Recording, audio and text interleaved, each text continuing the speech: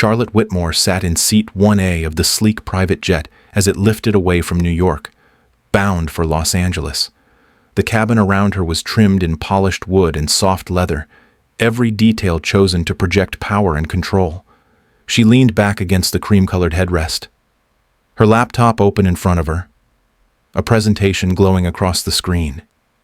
At 35, she had built a reputation as a CEO who never cracked under pressure.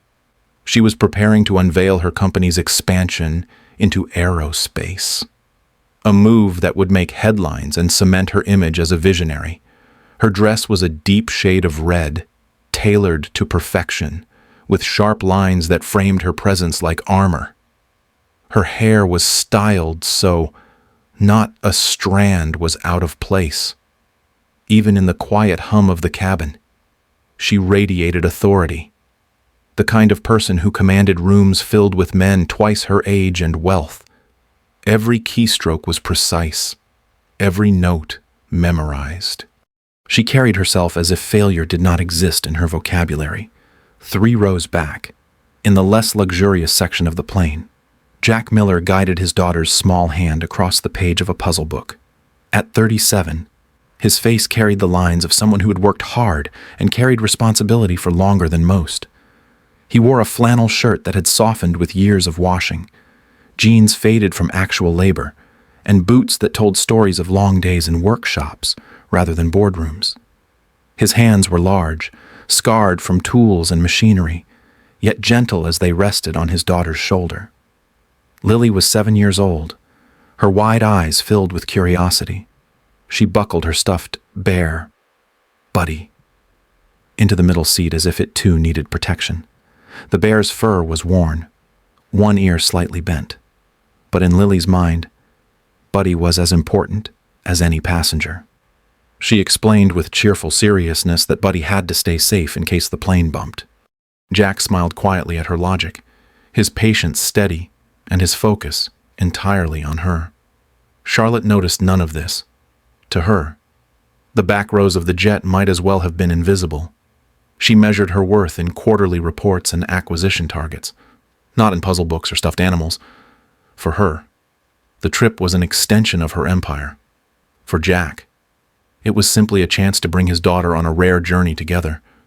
2 lives moving along the same flight path, yet separated by a gulf wider than the aisles between them. Charlotte typed notes about market penetration, her thoughts consumed by investors waiting in Los Angeles. She was used to being the one in control, the one who gave orders and set directions. Control was her weapon, and preparation was her shield. She prided herself on anticipating every outcome. Yet as she scrolled through her speech, she felt only the pressure of expectations pressing down. There was no room in her mind for accidents, for uncertainty, or for surrendering power. Jack, on the other hand, knew all too well the limits of control. Life had taught him that even the strongest plans could unravel in an instant. His wife's illness years earlier had left him to raise Lily alone, and that loss had changed him. He had turned down opportunities that would have kept him away from her. Instead, he chose steady, honest work at a small airport where his skills as a mechanic kept planes running. He found meaning not in titles or wealth, but in being present for Lily. He was not a man who spoke of sacrifice. He simply lived it. As Lily leaned her head against Jack's arm, she asked him why planes stayed in the air. Her explanation, a mix of facts she half remembered and magical thinking, made Jack chuckle softly. She insisted Buddy helped too, because every plane needed luck as well as engines.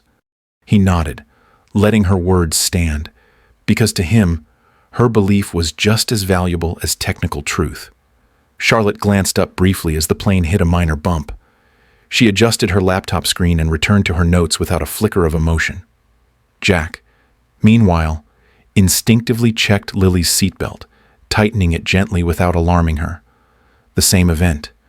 2 different responses. One measured in indifference, the other in quiet care. The flight continued, Smooth for now, but the stage was already set. Two people who could not have seemed more different shared the same journey. One driven by ambition and the need for control. The other defined by love, loss, and resilience. Their worlds were separate, their values opposed, yet soon fate would force them into collision. For now, the only connection was a stuffed bear strapped tightly into its seat, waiting with childlike faith for whatever lay ahead. The jet had been climbing smoothly for nearly an hour when the first jolt struck. At 10:42 or 10:42 a.m., in the words of the flight deck clock, a violent shudder rolled through the cabin. Glasses clinked, laptops rattled against tray tables, and passengers startled, awake, with confused looks. Then came the sharp wail of alarms. A harsh metallic screech echoed above them as the overhead compartments rattled. A second later, the oxygen masks dropped with a mechanical snap, dangling like yellow fruit in front of pale faces. Gasps filled the air. Someone screamed. Others prayed under their breath. The calm, polished hum of a luxury flight transformed in seconds into a scene of panic. A child cried for his mother. A businessman clawed at his mask with trembling hands. The flight attendants, trained to be steady, moved quickly. But even their calm voices shook as they urged passengers to secure their masks and stay seated. From the cockpit, the captain's voice broke through the noise. He spoke in clipped, professional tones, but the gravity behind his words was unmistakable. The aircraft was experiencing a major hydraulic failure. Control surfaces were compromised. They were working on the problem, Barubi. But everyone needed to remain calm. The words only deepened the fear. Passengers exchanged looks of disbelief, as if unwilling to accept that this gleaming jet was now a machine barely holding together at nearly 40,000 feet. Charlotte Whitmore sat frozen in seat 1A, her hands gripping the armrest. She reached for her satellite phone, dialing furiously to connect with her office in Los Angeles. Static filled her ear. She tried again. And again. But the line was dead. For a woman who built her empire on control, the sudden void of communication cut deeper than the shaking cabin. Her wealth, her influence, her reputation meant nothing here. She was just another passenger in a failing aircraft. And for the first time in years, she felt a sharp sting of helplessness. 3 rows back, Jack Miller's reaction could not have been more different. The moment the alarms screamed, he turned first to Lily.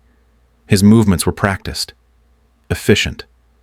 He pulled the mask over her face with gentle precision, tightened the straps, then fixed his own. He placed a steadying hand on her small shoulder and gave her a nod. She looked up at him, eyes wide, but trusting. He leaned closer and said softly that everything would be all right. His tone was calm, not exaggerated, but strong enough to anchor her. The bear buddy sat secured between them, Lily clutching its paw as if the stuffed animal were part of their pact of safety. Jack felt the vibration through the floor and heard the change in the engine's pitch. He knew it instantly. Hydraulic failure. He had seen it before when he served in the Air Force, maintaining jets that flew through punishing conditions. He recognized the sluggish response of a system losing its lifeblood of fluid. The realization made his jaw tighten, but his eyes stayed focused. As he rose from his seat, a voice stopped him. A man in a pressed suit, one of the wealthy investors traveling with Charlotte, leaned across the aisle. His face was red with panic, his words sharp with fear. "Sit down. Don't make this worse. Let the pilots handle it. You'll only cause more problems." Others around them nodded in frantic agreement, desperate for order, unwilling to believe that anyone outside the cockpit could be of use. Jack did not argue. He simply looked at the man, then at the rest of the cabin, and spoke with quiet authority. "I know what's happening. I can help." The words were steady, free of drama, carrying the weight of someone who had been here before. He did not shout. He did not plead. He simply stated it like fact. One of the flight attendants hesitated in the aisle. She had noticed his calm when others panicked, the way he moved with purpose rather than fear, but protocol held her back. She looked to Charlotte, the highest-ranking presence on board, for a decision. Charlotte studied Jack for a long moment. Her instinct was to dismiss him. His flannel shirt, his worn jeans. Nothing about him suggested authority in her world. Yet his eyes were unwavering. And there was something in his stance that did not belong to an ordinary passenger. It was not bravado. It was competence. In a voice sharper than she intended, she gave her answer. If he says he can help, let him try. We're out of options. The attendant nodded, relief flickering in her face as she stepped aside to make a path. Jack moved forward without hesitation, each step steady despite the chaos around him. The cabin filled with the sobs and murmurs of frightened passengers. But for the first time since the alarms began, a thread of hope stirred. The jet still shuddered. The oxygen masks still swayed in the air. The danger was far from over. But now, the stage was set. Charlotte, who had lived her life depending on power and preparation, had placed her first real trust in a man she barely knew. Jack, the quiet father with grease-worn hands, was walking toward the cockpit, ready to reveal the strength he had kept hidden. The cockpit door opened, and for a moment, the space felt like another world. Red warning lights flashed across the panels. The captain gripped the controls with both hands, his forearms tight as he fought to keep the jet steady. The first officer scanned instruments with rapid urgency, calling out numbers that were sliding the wrong way. The air smelled of stress and burnt wiring. Into that storm of pressure stepped Jack Miller, calm in the middle of chaos. He moved forward with steady eyes and took in the scene in seconds. His gaze traced the hydraulic gauges, then the sluggish control responses, and he spoke with the precision of someone who knew this language by heart. "System B is gone," he said, "but your backup is cavitating. That oscillation means air's getting into the line. Probably a compromised seal in the belly valve." The pilots looked at him with surprise, not expecting clarity from a man in flannel and jeans. The captain asked quickly if he was military. Jack nodded once. Air Force maintenance. 6 years on fighters that flew even when the manual said they couldn't. His voice carried no pride, just fact. The captain exchanged a look with his first officer. They could hear in his tone what training alone could not give. This man had lived through failures like this before. Jack explained the only option: a bypass. Crude. Dangerous, but so. Or possible. It meant going down into the technical bay below the cabin. The space wasn't meant for humans in flight.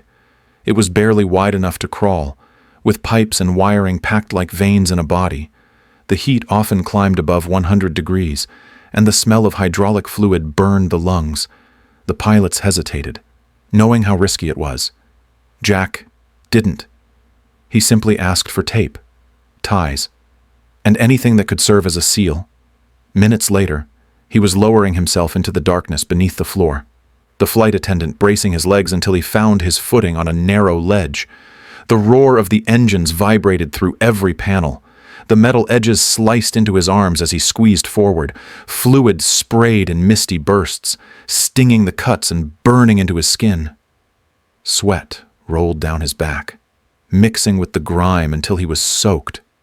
He worked by feel as much as sight, tracing the failing lines, hunting for a way to redirect pressure. His hands moved with speed and certainty. He wrapped leaks with heat-resistant tape meant for emergencies but never intended for this. He wedged broken drink stirrers into fittings, shaping them into makeshift valves. He pulled cable ties from the service cart and cinched them tight until they cut into his fingers. Every move was a gamble, but each one bought them a little more time. The pain in his arms and the fumes in his lungs pressed hard, but he kept his mind locked on one thought. Lily was up there. She needed him. In the cabin. Lily sat with Buddy strapped securely beside her, The other passengers whispered and cried around her, but she lifted her chin with quiet resolve. "My daddy's fixing the airplane," she said to no one in particular, but loud enough for those near her to hear. "He always fixes things. We'll be okay." Her voice was small, yet it carried through the rows like a spark of hope. People turned toward her, their fear easing for just a moment at the faith of a child. Charlotte Whitmore sat next to her, her hands folded tightly in her lap. She studied the girl, surprised by the calm strength in such a young face. The words struck her harder than any boardroom challenge ever had. "Daddy's fixing the airplane." The simplicity of it cut through all her carefully built armor. She realized she envied that kind of trust, the unshakable bond between father and daughter. For the first time in years, Charlotte felt the weight of her own loneliness, and her icy composure began to crack. Jack's voice came through the intercom, rough from fumes but steady. "Pressure's stabilizing," he told the cockpit. "Keep her level, and don't overwork the rudder. It's holding. But it won't last. Forever." The captain acknowledged him with respect in his tone. They knew this stranger had just saved them from immediate disaster. When Jack finally pulled himself out of the bay, his shirt was torn, his arms streaked with blood and fluid. His breath came hard, but his eyes were clear. He had forced life back into the machine with little more than improvisation and willpower. No speech, no self-praise, just a man who had done what needed to be done. Back in the cabin, Lily's eyes lit up when she saw him emerge. She hugged Buddy tighter and whispered again that she knew everything would be fine. Charlotte turned toward Jack then, her gaze softer than it had been since the moment they met. She saw not just a man in worn clothes, but the quiet hero who had risked everything without hesitation. In that moment, the balance of the story shifted. The passengers had fear, but they also had hope. Jack had revealed himself not through words, but through action, sacrifice, and calm leadership. The father in flannel, once invisible among them, was now the anchor of 12 lives flying through the storm. The bypass Jack had built was holding, though the pilots knew it was fragile. The controls responded better than before, but every adjustment required care, as if the aircraft itself might splinter under pressure. Jack remained in constant communication with the cockpit, using a spare handset rigged into the system. His voice was steady, calling out pressure changes, warning of small leaks, and guiding the pilots through responses. In a cabin filled with fear, his quiet authority carried more weight than any announcement from the flight crew. He had become the backbone of their survival. Charlotte Whitmore sat beside Lily, her hands resting on her knees. For once, she was not thinking about market shares or expansion plans. Her gaze shifted between the child and the closed cockpit door. She had underestimated him, written him off as ordinary. Now she realized the man in the flannel shirt was the only reason they were still in the sky. Lily leaned closer to Charlotte, her small voice calm in a way that seemed beyond her years. She told Charlotte how her father had always kept his promises, even when her mother got sick, even when life grew harder. He never let her down. Charlotte listened without interruption. The girl's words painted a picture no report or resume could ever capture. A man who gave up opportunities for money because he refused to give up on his daughter. A man who carried responsibility like a second skin, never asking for recognition. The cabin trembled again as turbulence rippled through the jet. Charlotte flinched, instinctively gripping the armrest. But Lily reached into her puzzle book and peeled off a small star sticker. She placed it in Charlotte's palm with matter-of-fact sincerity. "Daddy says stars mean hope," she whispered. "You can keep this one." Charlotte looked down at the sticker, the simplest of gifts, and felt something shift deep inside her. For the first time, she allowed herself to let go of control. She closed her hand around the tiny star and held it tightly, as though it could anchor her. She felt trust, fragile but real, stirring in her chest. Around them, the fear had not vanished. The bypass could fail. The storm outside loomed. The danger was far from over me. But inside that fragile moment, Charlotte began to see the world differently. Her power and wealth meant nothing at 39,000 feet. What mattered was the mechanic with scarred hands, the child who believed in him completely, and the thread of trust forming between them all. The alliance between Charlotte and Jack was no longer about necessity. It was becoming something deeper, built on respect and a shared understanding that survival meant leaning on each other. For Charlotte, it was the first crack in the icy wall she had built around herself. For Jack, it was another quiet act in a life defined not by titles, but by love and resilience. The storm swallowed the jet like a beast closing its jaws. Lightning split the sky outside the windows, brief flashes illuminating terrified faces before plunging them back into darkness. Rain hammered the fuselage in sheets, and hail struck with sharp cracks that sounded like gunfire. The plane lurched hard to the left, throwing passengers against their seatbelts. Cries filled the cabin, prayers whispered between sobs. Drinks and bags slid across the floor, rolling with each violent tilt. In the cockpit, the pilots fought against controls that resisted every command. Their hands strained, arms trembling with the effort of forcing the yoke to respond. The hydraulic system, already crippled, groaned under the pressure. Gauges dipped into red, needles flickering wildly. The captain's forehead glistened with sweat as he called out altitude drops, his voice tight.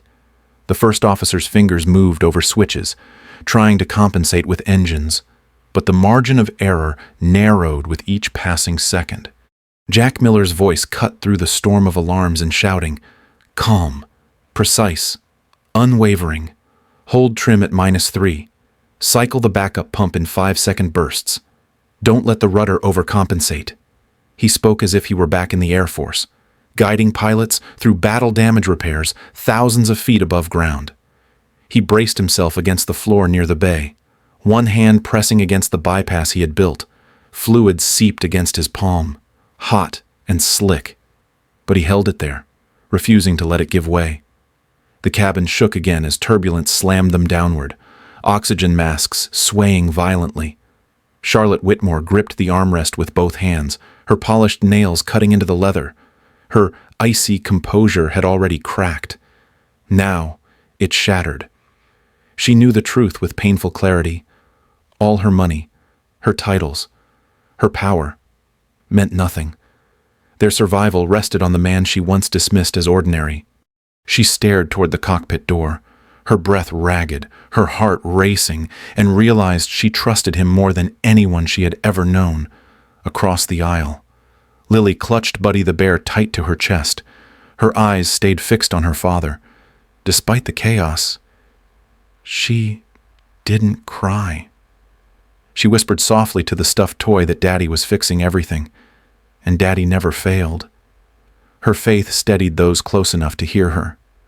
In a cabin drowning in panic, her small voice became a fragile thread of hope. Jack's hand slipped on the leaking line, and a spray of fluid streaked across his arm, stinging the open cuts. He gritted his teeth, forcing pressure back into the bypass with every ounce of strength. He could feel it weakening. At most, 20 minutes before total failure. He called out again, his voice louder now over the storm. "We hold her steady for 20 minutes. That's all we've got." The plane plunged again, lightning exploding just outside the window. Passengers screamed. The fight had become a war against the sky itself, and every soul aboard knew the storm was only getting worse. The investigation came quickly, as it always did after an incident that nearly cost lives. Inspectors combed through the jet, recording every detail of Jack Miller's improvised repair. The findings confirmed what he had said in the air. The failure had come from a defective valve, a part produced cheaply by a manufacturer that had cut corners to save money. The defect had slipped through standard inspections but had been known quietly within the industry. Jack's field repair, improvised under impossible conditions, had exposed what negligence tried to bury. The revelation sparked outrage. Regulators ordered an immediate recall across the fleet. Airlines grounded planes. Lawsuits mounted against the manufacturer, whose reputation collapsed overnight. Their stock price plummeted as headlines blasted the words corporate greed and near disaster in bold print. For once, the blame could not be shifted away. The truth was undeniable, carried on the strength of Jack's diagnosis and the survival of the passengers who had lived to tell the story. Jack, the quiet mechanic who only wanted to raise his daughter, found himself at the center of attention. Reporters called him the silent hero. News outlets replayed interviews with passengers describing the man in flannel who had crawled into the belly of the jet and bought them another chance at life. His face, once anonymous, now appeared on screens nationwide. Charlotte Whitmore stood by him. In interviews, she spoke of his calm, his integrity, and how his actions had saved every soul aboard. She used her influence as CEO to pressure regulators and executives, demanding accountability from the negligent manufacturer. For the first time, she placed values above image, proving her transformation was more than words. She also approached Jack with an offer, not employment, but authority, an independent safety consultant with the power to halt any operation he deemed unsafe. Jack accepted quietly, without ceremony.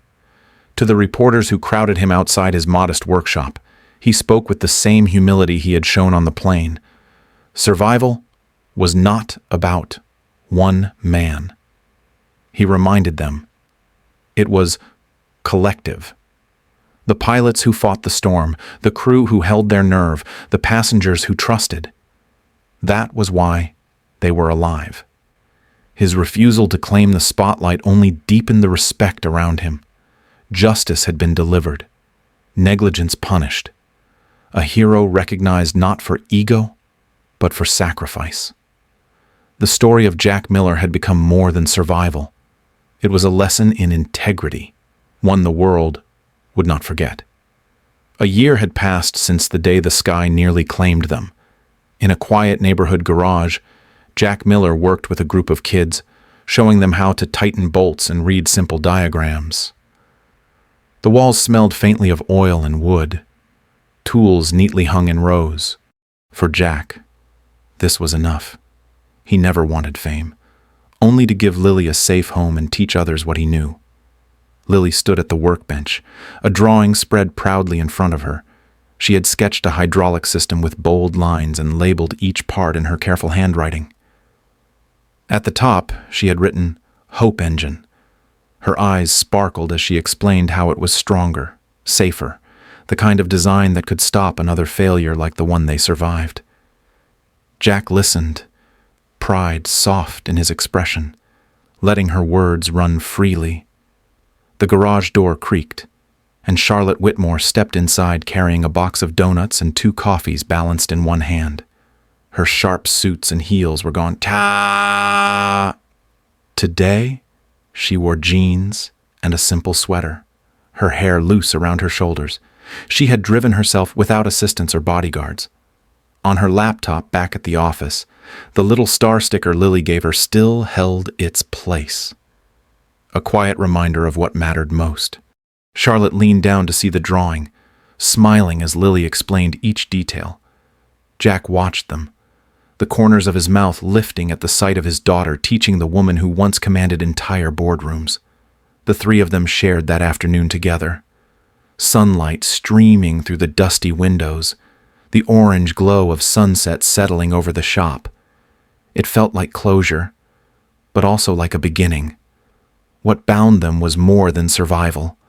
It was trust, transformation, and the hope that even in the darkest moments, people could change and find strength in one another.